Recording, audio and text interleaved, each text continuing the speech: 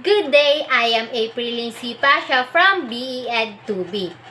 And this is my recorded final examination. Lesson Planning in Teaching Health Education.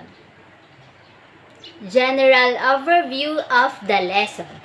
So, observing proper hygiene or sanitariness is more than just maintaining a good appearance. Keeping our body clean is an important part of keeping us healthy and help us feel good about ourselves. Personal health promotes self-esteem or self-care and responsibility and help us prevent diseases. So knowing how to apply the proper hygiene is a big help for everyone because proper hygiene can help your body for having a good appearance and for having a healthy body. It also gives a self-esteem or a confidence for everyone because if you are clean, you don't have anything to be ashamed of. So next is the environment influences our health in many ways through our exposure to physical, chemical, and biological risk factors and through related changes in our behaviors in responses to those factors.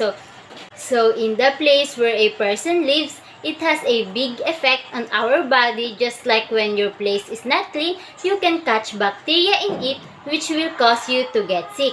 Even if a person knows how to proper hygiene and his environment is not clean, it still has no effect. And next is being healthy is a lifelong process and it is really an opportunity to discover the highest favorable state of our health. It is good for us to know that there are different approaches to prevent disease and maximize health mainly by eating well, sleeping enough, and proper exercise. So being healthy helps a person to live a long life because it has a strong resistance to fight bacteria. Students will be taught the importance of daily exercises like being healthy, getting stronger, being active, and it is also help to relieve stress. There are many ways to prevent diseases and bacteria.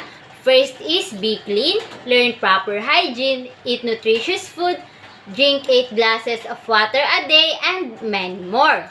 So next is disaster preparedness and recovery planning are organized to reduce the disruption of essential services when an emergency situation occurs.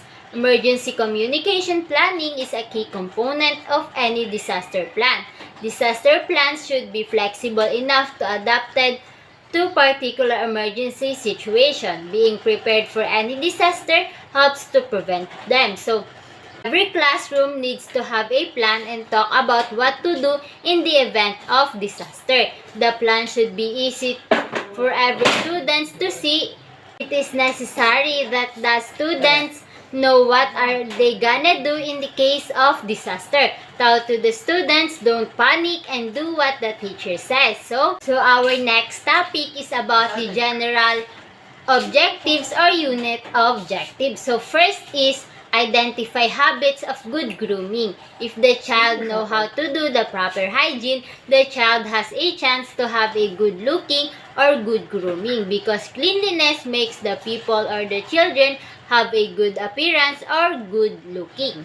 The next one is discuss problems arising from poor health habits. So teach students what foods or factors affect poor health and how to avoid eating bad foods like junk food, soft drinks, food that have a bad cholesterol. Discuss some health problems that affect the sense of organs. So the next one is teach to the students what are the diseases or health problems that affect their sense of organs like cancer, glaucoma, conjunctivitis, and many more. So if the children know what are the health problems that affect their organs, they can easily prevent it.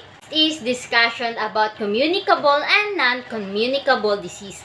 So teach students what diseases are contagious and non-contagious. For example, infectious diseases are COVID, AIDS, and many more. For the non-communicable disease is fever, UTI, and many more. So the next one is the discussion on the importance of regular bodily exercises. So students will be taught the importance of daily exercise like being healthy, getting stronger, being active, and also helps to relieve stress. So next is recognize common natural disaster.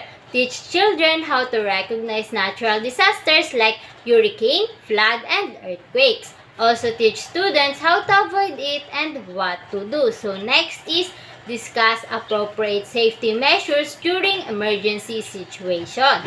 So teach children how to recognize natural disasters like hurricane, flood, and earthquakes. Also teach students how to avoid it and what to do. So the next topic is suggestions for teaching and conducting exercises lesson. So first is study and practice the exercises yourself before presenting it to the class. Be prepared to demonstrate figures by figures accurately. So study carefully and try to do before teaching in student to properly teach students how to do and what they should know. Also, when children have many questions, you can answer them correctly. So the second one is put class into ideal formation inside or outside the rooms before starting the exercise. So take the students to a place where children can easily move. It can be outside or on the school playground or right inside the classroom. So the third one is have the class responded to commands, then by the numbers, by counts. This is the right time to check or correct wrong execution of the command or the ability to respond properly. So encourage the children to follow the rules or instructions connected to the activity. Before the activity starts, counting can be done one by one to find out if the children are complete or not. Fourth one is the exercise by figures can be done rhythmically in 16 or 32 counts. So doing exercises with children requires that it can be completed up to 16 or 32 counts so as not to shock the body of the students. So for the third topic is rhythmic interpretation for mimetic rhythm or imitation and interpretation. So first is select the subject or idea to be imitated on the basis of its actual functioning in the life and mind of the child. Real life or ideas. It would be the best if the suggestions come from the children. So, if you choose a subject especially to be taught to children, it must be based on the real world or on the experiences of the children so that they can imitate and understand it more easily. So, next is discuss with the children the subject for imitation or for interpretation. Discuss also the needs and feelings which might be expressed in relation to the character of animal or subject to be interpreted. So here it is necessary for you to explain to the students what the meaning or indication of what they are imitating is in case the children they not immediately understand what it was really about.